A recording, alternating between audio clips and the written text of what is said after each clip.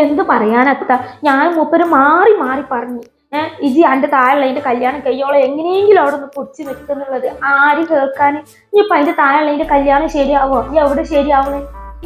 ഓളെ ഏർത്തി ഇവിടെ വന്ന് നിൽക്കാന്ന് പറഞ്ഞാല് പറഞ്ഞ് മാനം കെടുകയെന്നല്ലാതെ പെണ്ണിന്റെ പെണ്ണ് കുട്ടിയാണെന്നുണ്ടെങ്കിൽ പെണ്ണ് ശരിയില്ല, അനുസരിച്ചില്ല, പിന്നെ ഞാൻ എന്ത് ചെയ്യാനത്? ശരിയാണ് ഇന്റെ ആള് പറഞ്ഞത്. ഇന്റെ അയൽവാസിലെ ഇതേപോലെ തന്നെ ഒരു മാറ്റവും ഇല്ല. ഏർത്തി വന്ന് പെരയുന്നു ഒരഞ്ചത്തിയാ ഉള്ളത്. ഇതേപോലത്തെ ഒരു സംഭവം നടന്നിട്ടുണ്ട്. എത്ര കൊല്ലം കഴിഞ്ഞിട്ടാണ് അതിന്റെ അഞ്ചത്തിന്റെ കല്യാണം ശരിയായതെന്ന് അറിയോ?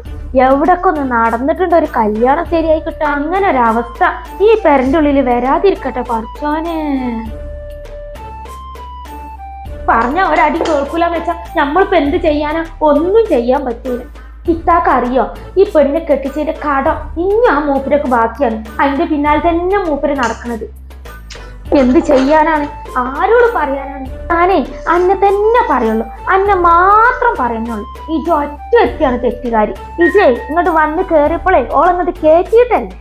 ഉമ്മ മോളെ എളിയുമ്പേ ഇപ്പൊ മോളെ കൂട്ടം പറഞ്ഞിട്ട് ഇതേ തൊള്ളേക്ക് നാക്കിങ്ങനെ എടുത്ത് വെച്ചിട്ടുള്ളൂ. ഞാൻ കേട്ടെളിയുമ്മ. പിന്നെ ഈ വീട്ടിൽ കേറ്റിയതിനെ പറ്റിയല്ലേ പറഞ്ഞേ? അത് പിന്നെ ഇന്നാലും മോളെ ഈ ചെയ്തേ ശരിയാണോ? കല്യാണം കഴിഞ്ഞിട്ട് ഒരു വർഷം ആവുന്നതിന്റെ മുന്നേ പെരേക്ക് കയറി വരികയെന്ന് വെച്ചിട്ടുണ്ടെങ്കിൽ ചെയ്തത് നല്ല കാര്യം തന്നെയാണ്. മോളെന്നെ പറയും. ഹലീമ, ഞാൻ കല്യാണം കഴിഞ്ഞ് പിറ്റേന്ന് മുതൽ അനുഭവിക്കുന്നതാണ്. അപ്പോഴൊക്കെ ഞാൻ ഈ വീട്ടിലേക്ക് ഉമ്മാനോട് ഇതിന്റെ സങ്കടങ്ങളൊക്കെ വിളിച്ച് പറയുമ്പോൾ ഉമ്മ പറയുന്നതാണ് എല്ലാതും സഹിച്ച് നിൽക്കുക, ഒക്കെ ശരിയാവുന്നുള്ളത്. അങ്ങനെ സഹിച്ച് നിന്ന് സഹി കെട്ടപ്പോൾ ഞാൻ ഇങ്ങോട്ട് ഇറങ്ങി പോന്നതാണ്. മോളെ, എല്ലാരുടെ ജീവിതത്തില് പ്രശ്നങ്ങളുണ്ടാവും. പ്രശ്നങ്ങളില്ലാത്ത ജീവിതങ്ങളില്ല. അതൊക്കെ നമ്മളെ പെണ്ണുങ്ങളെ സഹിച്ച് നിൽക്കണം. എന്നാലേ നമ്മളെ ജീവിതത്തിൽ ഒരു വിജയം ഉണ്ടാവുള്ളൂ. എപ്പോഴും നമ്മളെ ജീവിതം ഉണ്ടല്ലോ ഒരേപോലെ ഇരിക്കൂല. ഉദാഹരണം തന്നെ പറയാം ഞാൻ എന്നോട്. ഈ എളിമാരുടെ ജീവിതം തന്നെ നോക്ക്. അന്റെ എളാപ്പിയെ ഞാനില്ല എന്നും അടിയും വഴക്കും കുത്തുവരുന്നു. ഒരു ദിവസം പോലും അടിയില്ലാതെ ഞങ്ങള് കിടന്നുറങ്ങൂല. എന്നും അടിയുന്നു. ഇപ്പൊ അങ്ങേർക്ക് നീച്ച് നടക്കാനും വെച്ചാതായി. വയസ്സായപ്പോഴേ അപ്പിടണമെങ്കിൽ പോലും ഇന്റെ സമ്മതം ചോദിക്കണം. നമ്മളെ ജീവിതത്തിന് സ്വസ്ഥത തരാത്തവനെ എന്ത് ചെയ്യണം എന്നറിയുമ്പോൾക്ക് അവിടെ നിന്നുകൊണ്ടേ അവന്റെ സ്വസ്ഥതയും സമാധാനം കെടുത്തിക്കൊണ്ട് തന്നെ ഇരിക്കണം. അപ്പോളേ ഓൻ പഠിക്കുള്ളൂ. അല്ലാതെ ഒന്ന് പറഞ്ഞ രണ്ടാമത്തേനും മോളെപ്പോലെ അങ്ങോട്ട് ഇറങ്ങി വരികയല്ല വേണ്ടത്. ഈ പറഞ്ഞ കാര്യങ്ങളൊക്കെ ഉണ്ടല്ലോ, ഞാൻ മൂപ്പര് എത്ര പ്രാവശ്യം ഞാൻ ഓളോട് പറഞ്ഞു. ആര് കേൾക്കാന്? ആരും കേൾക്കൂല. ഉമ്മ വിഷമിക്കണ്ട, ഞാൻ വല്ല ഹോസ്റ്റൽക്കോ അല്ലെങ്കിൽ വല്ല വാടക വീട് എടുത്തോ മാറിക്കോളാം. നിങ്ങൾക്കൊരു ബുദ്ധിമുട്ടാവൂല. ഞാൻ ഇത്ര ഒന്നും പറയിപ്പിച്ചോ പോരാ. എനിക്ക് ഇതിക്കും വലുതേ നാട്ടുകാരെ കൊണ്ട് പറയിപ്പിച്ചിട്ടേ സമാധാനാവുള്ളൂ. പിന്നെ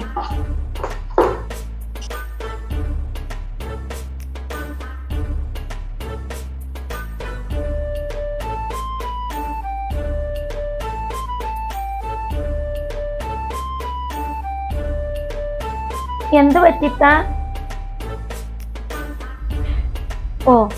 ഇതിലും വലുതിപ്പോ എന്ത് വരാനാ? ഇതിപ്പോ ഞാൻ കാരണം മോൾക്കും കൂടി പ്രശ്നമായില്ലേ? ഇത്തപ്പ എളിമാന്റെ വർത്താനം കേട്ടിട്ടേ നിങ്ങളൊന്നും പറയാൻ നിൽക്കണ്ട. എളിമ അങ്ങനെ ഒരു സ്വഭാവമാണെന്ന് ഇത്താക്ക് അറിയില്ലേ? അതൊന്നല്ല മോളെ, ഇതിപ്പോ ഞാൻ ഇവിടെ വന്ന് നിൽക്കണേത് അനക്ക് നല്ലൊരു കല്യാണക്കാര്യം വരൂലെന്നാണ് ഉമ്മ പറയുന്നത്. ഇന്റെ കല്യാണേ നടക്കാൻ വിധി ഉണ്ടെങ്കിലേ നടക്കും, ഇല്ലെങ്കിൽ നടക്കൂല്ല. ഇമ്മാനില്ലേ എളിമ നല്ലവോ മൂപ്പിക്കുന്നുണ്ട്. അതാണ് ഉമ്മ അങ്ങനൊക്കെ പറയുന്നത്. അതിന്ന് രാവിലെ ഇങ്ങോട്ട് വരുന്നത് കണ്ടപ്പോഴേ തോന്നി എന്തെങ്കിലുമൊക്കെ കൊനിഷ്ടം ഒപ്പിക്കുന്നുള്ളത്. അതോർത്തിട്ടേ വിഷമിക്കൊന്നും വേണ്ട. ഞാനേ എന്നോടൊരു കാര്യം പറയാം. ഈ ഓളെ കെട്ടിച്ച വീട്ടിക്ക് ഒന്നേ ഓളറിയാതെ വിളിച്ചു നോക്കി. അവരോടെ കാര്യങ്ങളൊക്കെ നല്ല നൈസിൽ സംസാരിച്ചിട്ടേ അവൾ ഇവിടുന്ന് കൂട്ടിക്കൊണ്ടാവാൻ പറയും അവരോട്. ഇല്ലെങ്കിലുണ്ടല്ല അനക്ക് എന്നെ കേട്. ഞാൻ പറഞ്ഞേക്കാം. എളിമാന്റെ മോളാണ് ഇങ്ങനെ വീട്ടിൽ വന്ന് നിൽക്കണെങ്കിലേ എളിമ ഇങ്ങനെ ചെയ്യോ?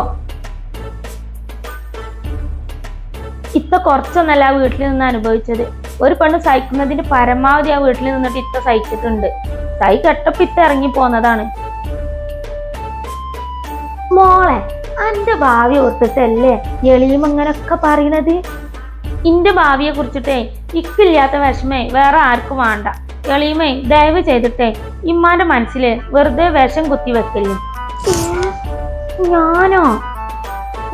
എന്തൊക്കെ ചെയ് പറയുന്നത്? ഇന്റെ കല്യാണേ അതിന്റെ സമയമാകുമ്പോ നടന്നോളും. പിന്നെ ഈ ഡിവോഴ്സ് ആയിട്ടേ വീട്ടിൽ വന്ന് നിക്കലേ ആദ്യത്തെ സംഭവം ഒന്നല്ല. ഇത്താക്ക് ഭർത്താവിന്റെ വീട്ടിൽ കിട്ടിയുന്ന പീഡനത്തിനെക്കാട്ടി വലിയ പീഡനമാണ് ഇപ്പൊ ഈ വീട്ടിൽ കിട്ടിക്കൊണ്ടിരിക്കുന്നത്. പാവം അതെങ്ങനെയെങ്കിലും ഒന്ന് ജീവിച്ചു പോയിക്കോട്ടെ.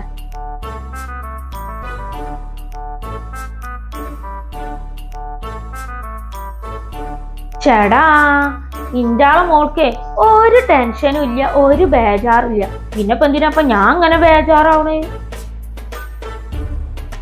നിങ്ങളെ ഓള് പറഞ്ഞ വർത്താനൊന്നും കാര്യാക്കണ്ട. എന്തിന്? ഓള് പറഞ്ഞതിലും കാര്യമൊക്കെ ഉണ്ട്. ഈ ലോകത്തിലെ ആദ്യത്തെ സംഭവം ഒന്നല്ലല്ലോ ഈ ഡിവോഴ്സ്. ഇന്നാലേ ഞാൻ ഇറങ്ങട്ടെ, നേരം കൊറേ ആയി.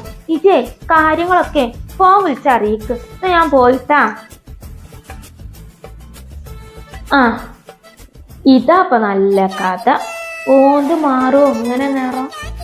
ഇത്രയും നേരം എന്തൊക്കെ പറഞ്ഞത് എടാ.